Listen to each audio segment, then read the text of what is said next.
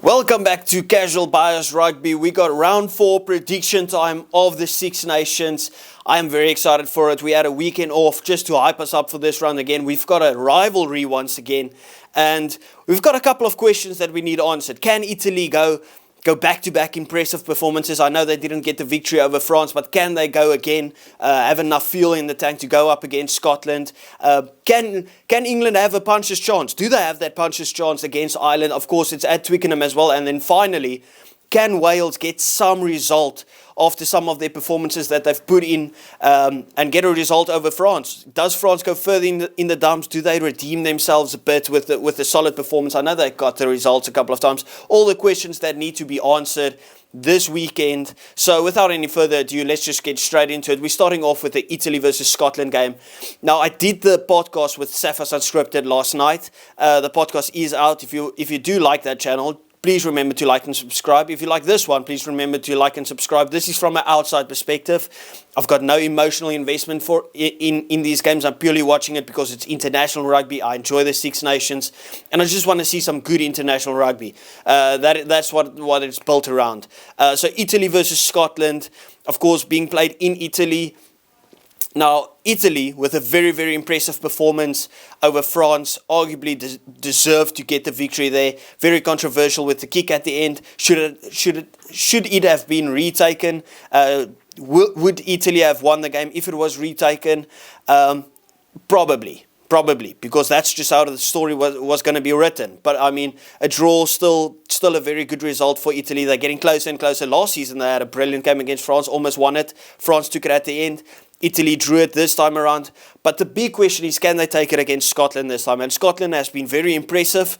Everyone's probably looking forward to that Scotland versus Ireland next weekend's game. But they got to get past the impressive Italian team this far.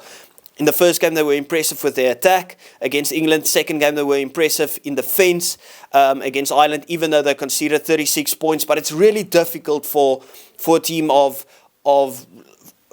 a team like Italy to kind of go twice, right? Have two impressive performances in a row. It's asking a lot, and we've had it a couple of times, right, where a team gets almost an upset victory or impressive performance, but they just don't have enough fuel in the tank to go twice. You have that expectation of them to do it again, like they had that impressive performance, and now they got to kick forward, and then they just disappoint the weekend after.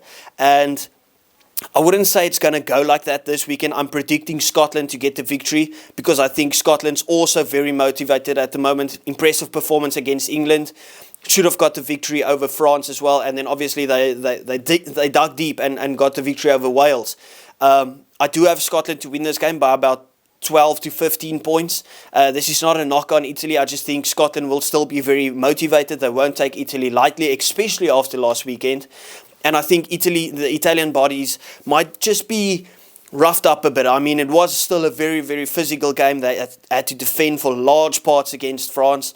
So I'm going with the Scotland victory. I just think they've got a bit more in them to get that victory. So it's not a knock on Italy. I just think Scotland will be fueled enough because they'll be ready for that Irish game. Because I like the storyline between Scotland and Ireland going into that last game week, where it's kind of like Scotland will push for that upset victory.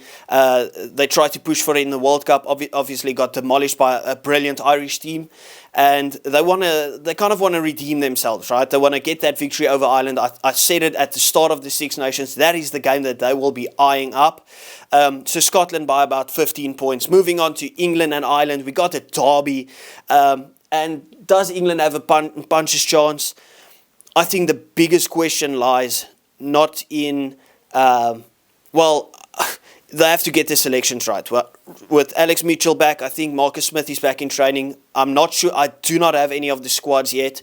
But I would like England to win, just to make the tournament more exciting, in my opinion. But I don't think they're getting close. I think they're getting spanked. I've got Ireland to win this game by quite a margin. Obviously, a lot of people say don't write off England. They can bring it close. Look at what they did to South Africa in the semi-final of the World Cup. But I just think the system of Ireland has been so good, and I feel like Borthwick's just got the selections wrong. they are not playing the attacking rugby that they should be playing. I feel there's not enough guys that really, from England, that really carry that ball and make the teams defend. I can't think of a lot of times that Scotland and Wales, for instance, were really on the ropes defending that ball, where it's phase after phase after phase of attacking rugby, really getting that backline into it. So if Borthwick switches it up, I think they can bring it closer, they can make the game interesting. The likes of a Woboso has to start. If they're going to go with that high ball threat, you have to have you have to have Freddie Stewart start again.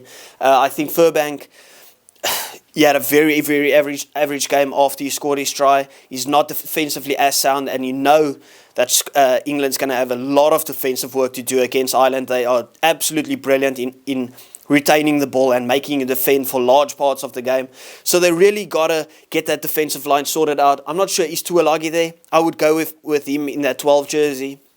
I know Brett Burns said he would go with Tuolagi in the 13, and maybe Ollie Lawrence in the 12 jersey. You can tell me what you think about it, but I just feel like kind of got to match up Ireland man for man. And if you go with Alex Mitchell and Marcus Smith, or Alex Mitchell and George Ford, that could be a decent battle between the scrum half and the 10s between England and Ireland. If you go Bundiaki and Manu Tuolagi across each other, and I'm not sure if is Gary Ringrose going to start, if he's starting, or Henshaw up against Henry Slade. That's an even battle. And then you got Woboso and Tommy Freeman to really nullify the wings of Ireland in terms of Nash and Lowe. That would be an interesting battle. And then, of course, you got Hugo Keenan versus Freddie Stewart. I think that's a very, very even battle, not necessarily in quality, but in player types, where you can go face-to-face to each other. So let me know what you think about that game. I've got Ireland to win this game by,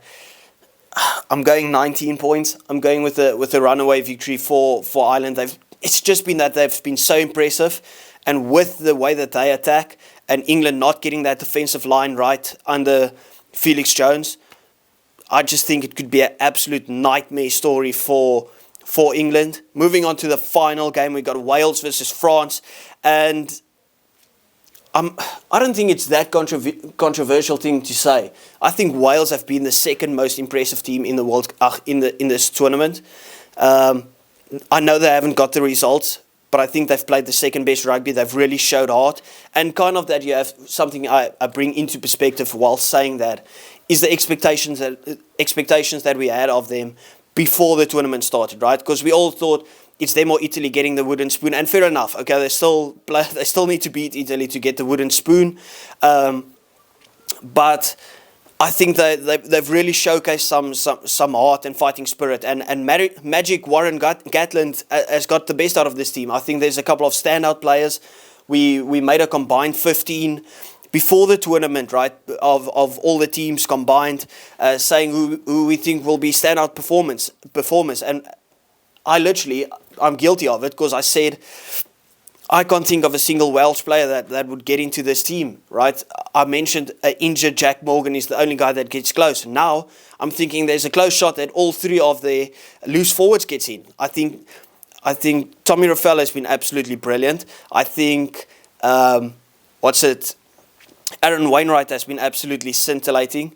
And then obviously I think Alex Mann has been absolutely brilliant as well. By the way, guys, if you don't know, this is Rose. She's on camera.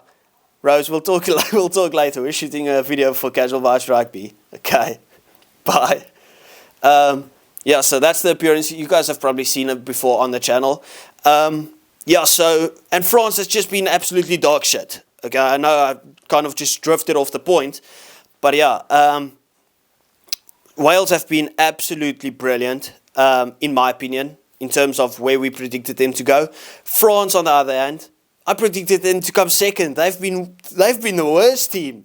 I don't think France has played a single half of rugby, and yet they've won every game. Well, no, they drew against Italy, and then they got spanked by Ireland. I've just been not impressed with them at all, and most of you would agree as well.